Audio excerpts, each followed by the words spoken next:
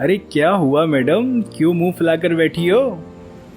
मुझे नहीं पता, पूरा दिन घर में अकेले रह रह के मेरा दिमाग खराब रहने लगा है। मुझे भी जॉब करनी है। मैंने 3 साल ग्रेजुएशन में खराब किए हैं। मेरा ग्रेजुएशन करने का क्या फ़ायदा हुआ?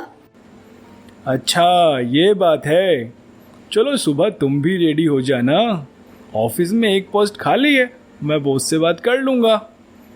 क्या सच में? अरे मेरे प्यारे हबीब। बस बस अब बटरिंग नहीं करो, चलो कुछ खाने के लिए ला दो। और इस तरह से अब डिम्पी भी जॉब करने लगी थी। डिम्पी के न्यू आइडियाज और वर्किंग स्टाइल से सब बहुत इम्प्रेस थे और कंपनी भी पहले से ज़्यादा ग्रो करने लगी थी। नई नई आई इस लड़की की तारीफ बोर्ड मेंबर से लेकर सारे एम्प्लॉय करने लगे थे। 1 साल बाद आज इंसेंटिव का दिन है, क्या लगता है मेरा प्रमोशन होगा या नहीं? तुम चिंता नहीं करो मेरे हीरो, तुमने इस कंपनी को अपने जीवन के 5 साल दिए हैं। तुम्हें प्रमोशन नहीं देंगे तो किसको देंगे? हाँ ये बात तो है। तो चले मैनेजर साहब। अभी बनने तो दो। जैसा आप कहें मैनेजर साहब। जैसा कि हम सब जानते हैं, कंपनी की ग्रोथ इस साल इतनी हुई है जितनी पिछले 5 सालों में भी नहीं हुई। तो इस साल सिर्फ इंसेंटिव ही नहीं बल्कि कुछ का प्रमोशन भी होगा। तो हमारे नए असिस्टेंट मैनेजर हैं रोहन। सभी रोहन को बधाई देने लगते हैं। सारा ऑफिस तालियों से गूंज उठता है।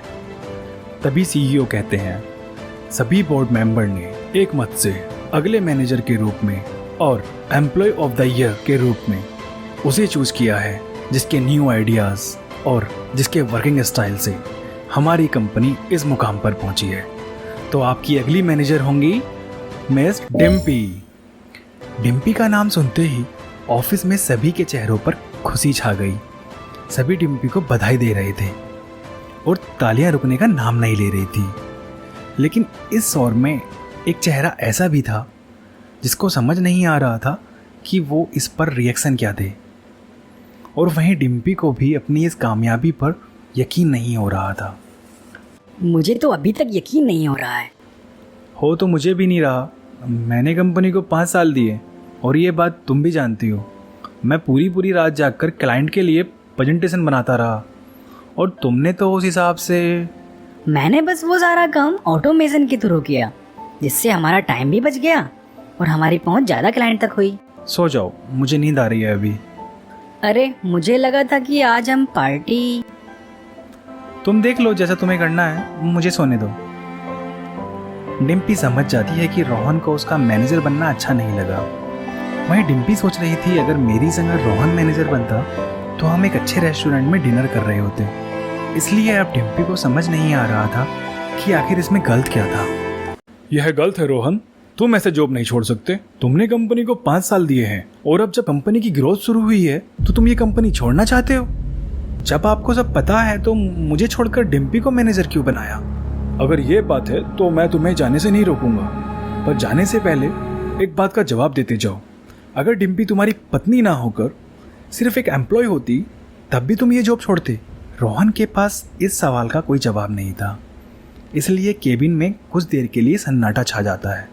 और अगर डिम्पी की जगह तुम मैनेजर बनते तो क्या डिम्पी जॉब छोड़ती? वो एक बड़ी सी पार्टी ऑर्गेनाइज करती और हम सबको इनवाइट करती। तुम्हें भी अपनी पत्नी की कामयाबी पर गर्व होना चाहिए, लेकिन तुमने तो उसे अपना कंपटीटर ही बना लिया। लेकिन असल बात तो ये है, तुमने ना तो उसकी मेहनत देखी, ना उसकी काबिलियत देखी और ना ही उसके आने के बाद कंपनी की ग्रोथ देखी। तुमने देखा तो बस कि कल की आई हुई लड़की कैसे मैनेजर बन गई। आप ठीक कह रहे हैं, शायद मेरा घमंड ही था जिसकी वजह से मैं अपनी पत्नी की मेहनत और कामयाबी को बर्दाश्त नहीं कर सका। अगर उसकी जगह कोई और लड़की होती तो शायद मैं भी बाकियों की तरह खुशी से तालियां बजा रहा होता। हम हमेशा से चाहते हैं कि महिलाओं को लेकर कुछ क्रांति हो। महिलाएं भी पुरुषों के साथ कंधे से कंधे मिलाकर चलें, अपने फैसले खुद करने में सक्षम हो, पढ़े लिखें और लड़कों की तरह आज़ाद हों। लेकिन पता है क्या, हम हमेशा से ये क्रांति दूसरों की औरतों से चाहते हैं, जबकि हम भूल जाते हैं कि समाज हमसे है, हम समाज से नहीं।